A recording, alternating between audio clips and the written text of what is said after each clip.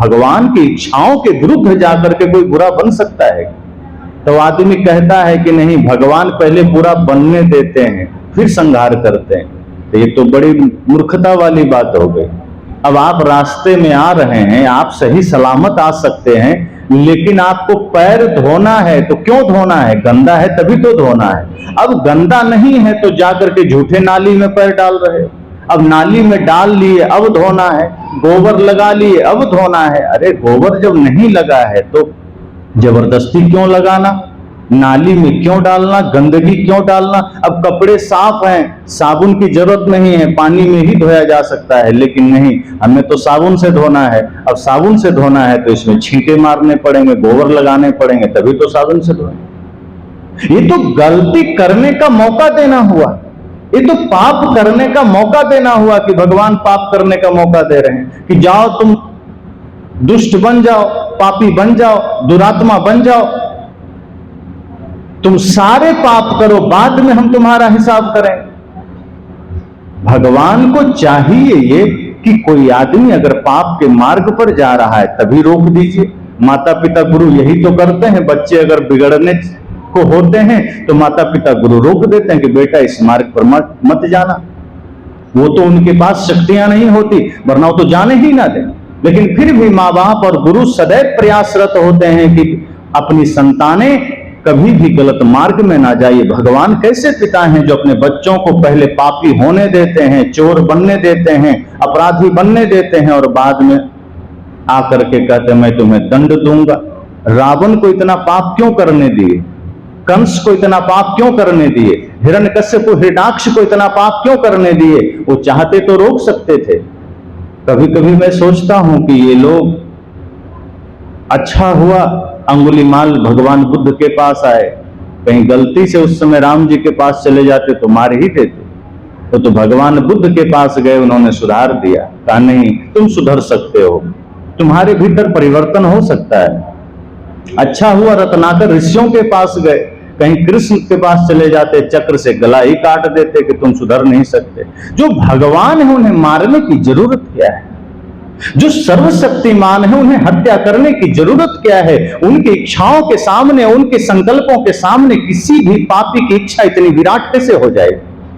मान लो जो सर्वशक्तिमान है, एक ही शब्द में सर्वशक्तिमान का मतलब उसकी इच्छा, उसकी शक्ति, उसकी कल्पना से आगे कोई तृण मात्र नहीं है। तो कोई सामने वाला व्यक्ति उनकी इच्छाओं का अतिक्रमण करके, उनके इच्छाओं का दमन करके, इच्छाओं को रौंद करके कैसे पाप कर ले जा रहा है। और आज भी यही बात है, इस संसार में जितने भी पाप हो रहे हैं, अगर हम यह कहते हैं कि भगवान की इच्छा के बिना कुछ नहीं होता, तो सारे पाप का जिम्मेदारी भगवान की होनी चाहिए, वो किसी आदमी की नहीं होनी चाहिए।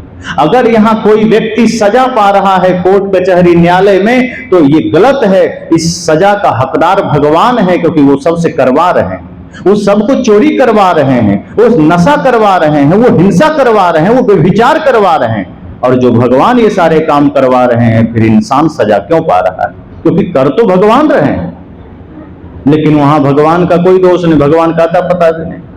ये न्यायालय में जो इंसान जेलों में बंद कर दिए जाते हैं, मुकदमा सुना करके, फैसला सुना करके, उन न्यायालयों से कहना चाहिए कि आप गलत कर रहे हैं, आप राम जी को बुलाइए, कृष्ण जी को बुलाइए, अर्थात भगवान को, अल्लाह को, गॉड को बुलाइए।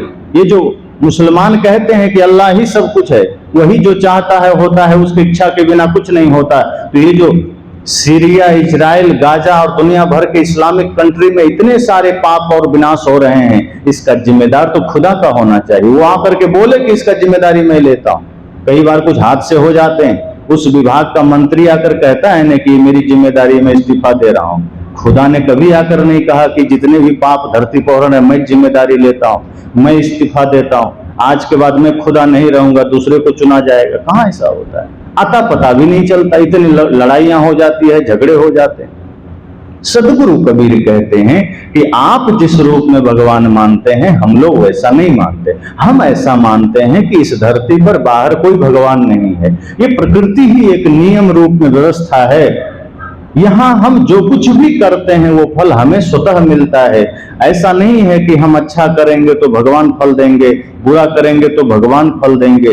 कर्म करने के समय भगवान रोक नहीं सकते हैं, तो कर्म हो जाने के बाद भगवान फल देने क्यों चले आएंगे? अगर कर्म करने के समय वो रोक सकते थे तो फल देने के समय भी हम मान लेते कि वो दे सकते हैं, लेकिन कर्म करने के समय कर्म करने दिया। आपने बुरा किया तब रोके नहीं, अब कर लिए तो भगवान फल देने आ गए। ये तो बिल्कुल बिना सिर पैर की बात हो गई। तो सदगुरु कबीर कहते हैं कि आप स्वयं नियंता हैं, और ये बात सिर्फ सदगुरु कबीर नहीं कहते हैं, श्री कृष्ण स्वयं कहते हैं। जो लोग कृष्ण को ठीक से समझते नहीं वही उन्हें परब्रह्म परमात्मा बना देते हैं। वे कभी नहीं कहते कि सिर्फ मैं ही परमात्मा हूं, वो उस भाव में कहते हैं कि इस धरती पर हर जीव परमात्मा है। और वे कहते हैं उपद्रष्टा अनुमंता च भर्ता भोक्ता महेश्वरः परमात्मेति चाप्युक्त देहिस्मिन् पुरुषः परः।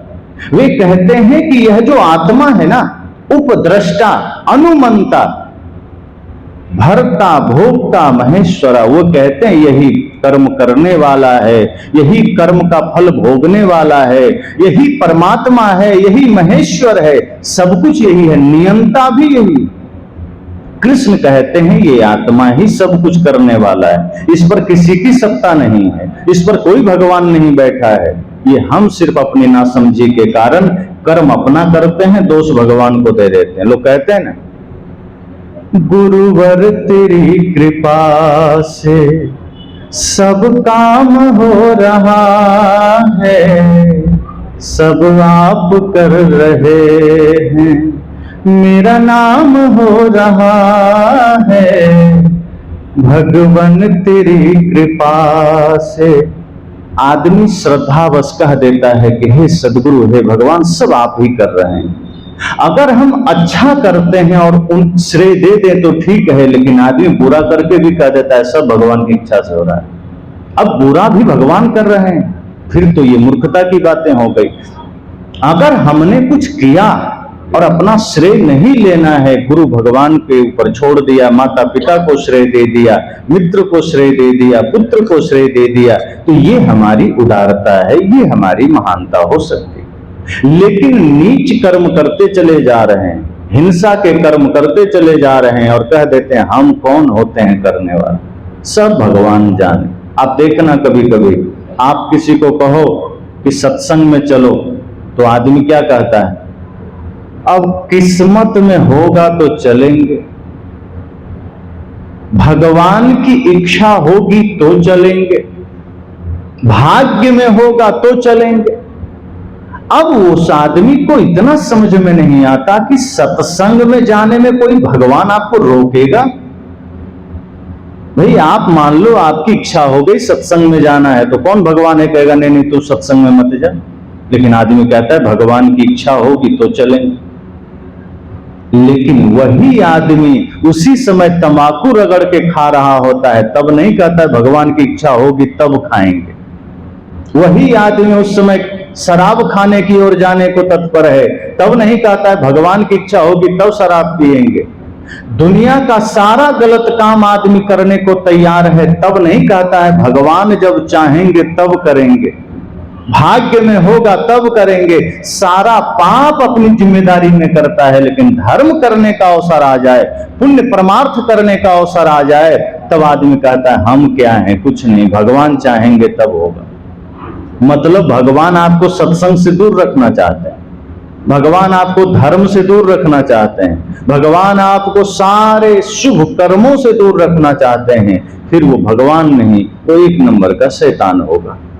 जो भगवान आपको धर्म से दूर करे, जो भगवान आपको सत्य मार्ग से दूर करे, वो भगवान कहेगा। जो आपके गलत मार्ग में जाने पर रोके नहीं, जो आपके शराब पीने पर रोके नहीं, जो आपके हिंसा करने पर रोके नहीं, वो भगवान नहीं हो सकता।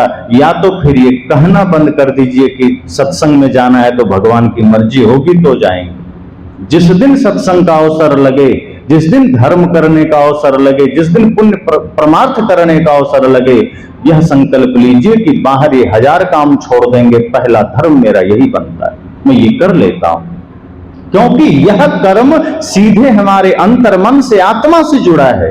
बाह्य कर्म हमारे शरीर से जुड़ा है। बाहर जो कुछ भी हम करेंगे उसका जुड़ाव शरीर से है, शरीर को फायदा या नुकसान होगा। लेकिन अगर हमने धर्म का काम छोड़ दिया तो ये सीधे आपका नुकसान है, आत्मा का नुकसान है। इसलिए अगर परमार्थ का अवसर लग जाए, कभी धर्म का अवसर लग जाए तो कल पर मत टाल देना। मैंने प्रथम सत्र में कहा था कि सदगुरु कबीर ने कहा कि काल करे सो आज कर, आज ही कर लेना, इसी क्षण कर लेना। जितने भी धर्म के कार्य हैं, जितने भी पुण्य के कार्य हैं, उसे कल पर मत छोड़ देना। आज आदमी उल्टा करता है, धर्म के कार्य को कल पर टाल देता है।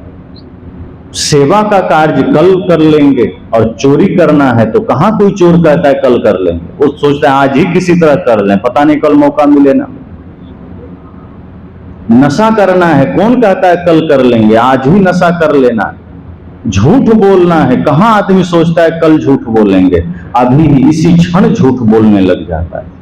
तो जितने भी अधर्म हैं, जितने भी पाप हैं, हम अभी करने को राजी हैं, इसी क्षण करने को राजी हैं। सदगुरु कहते हैं नहीं, पाप कल कर लेना, कल पर छोड़ दो।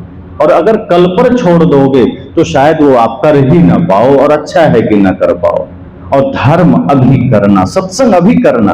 तो किसी भगवान पर मत छोड़ देना कि भगवान जब चाहेंगे तो सत्संग करेंगे, भगवान चाहेंगे तो धर्म के पथ पर चलेंगे। सदगुरु कहते हैं ये भगवान की बैसाखी लेना छोड़ दो, ये भगवान का सहारा लेना छोड़ दो। खुद अपने भीतर के भगवत्ता को जगाओ, तुम ही परमात्मा हो। सदगुरु ने कहा ना कि हृदय में राम बसता है, तुम जानते नहीं। तेरा साईं, तेरा परमात्मा तेरे हृदय में बसता है, तुम जानते नहीं।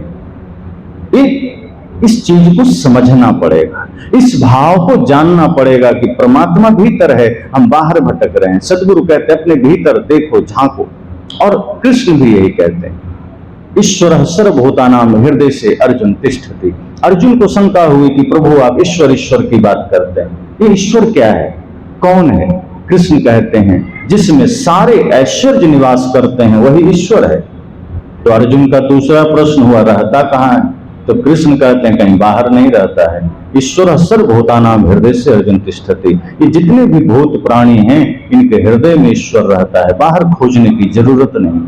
और इसी बात को बिल्कुल हिंदी में तुलसीदास जी कहते हैं। प्रभु शब्द वो ज्यादा बोलते हैं।